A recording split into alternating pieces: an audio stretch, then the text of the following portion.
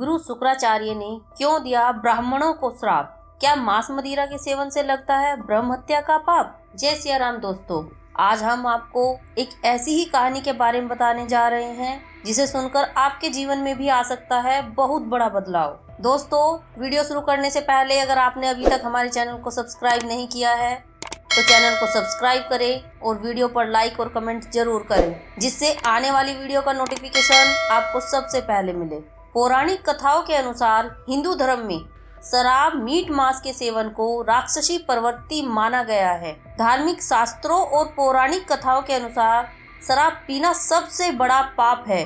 साथ ही शराब को तामसिक पदार्थ माना गया है, क्योंकि शराब के सेवन के बाद व्यक्ति अपने होशो हवास में नहीं रहता है और अध्यात्म से दूर हो जाता है। धार्मिक शास्त्रों में यह भी मान्यता है कि शराब पीने से ब्राह्मणों को ब्रह्म हत्या का पाप लगता है। इसी से संबंधित पुराणों में एक कथा का वर्णन मिलता है, जो दैत्यों के गुरु शुक्राचार्य व देव गुरु बृहस्पति के पुत्र कच्छ के विषय में है, जिसका वर्णन महाभारत व मत्स्य पुराण में भी किया गया है। दोस्तों, आपने गुरु शुक्राचार्य जी का नाम तो सुना ही होगा। वे दैत्य अर्थात असुरों के गुरु थे। उनकी ख्याति बहुत दूर दूर तक फैली हुई थी।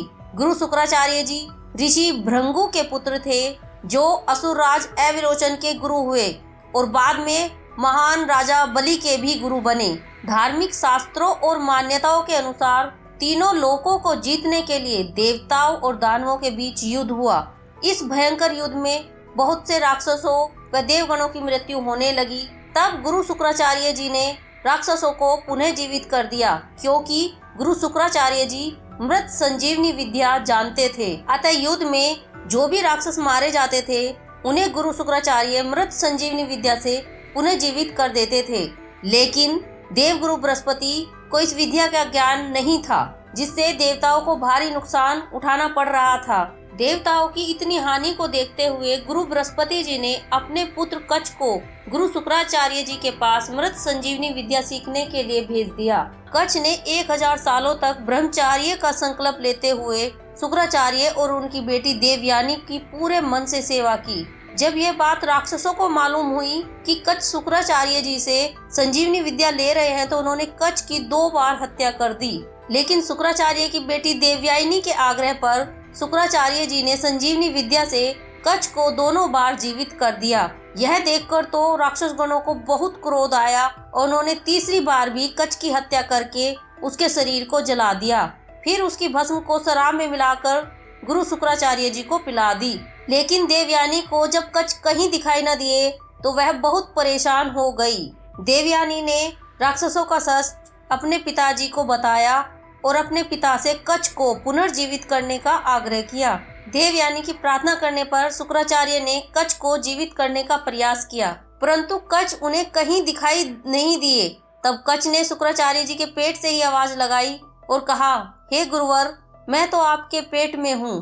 तब शुक्राचार्य जी ने अपने पेट में ही कच्छ को मृत संजीवनी की पूरी विद्या सिखाई। मृत संजीवनी विद्या सिखाने के बाद गुरु शुक्राचार्य जी ने कच्छ से कहा, हे वत्स, मैंने तुम्हें अब मृत संजीवनी विद्या सिखा दी है, तो तुम अब मेरा पेट फाड़कर बाहर निकल जाना और इस विद्या का प्रयोग करके मुझे पुनर्जीवित कर देना।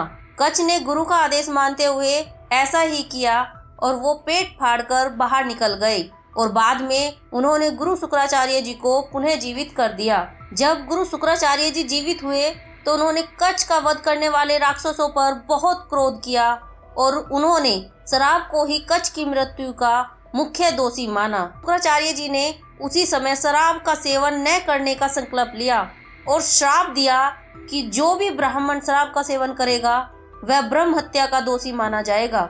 दोस्तों, इसलिए हमको कभी भी अपने जीवन में शराब मांस मदिरा का सेवन नहीं करना चाहिए। दोस्तों, अगर आपको हमारी कहानी अच्छी लगी हो तो हमारी वीडियो पर लाइक करें और हमारे चैनल को सब्सक्राइब करें।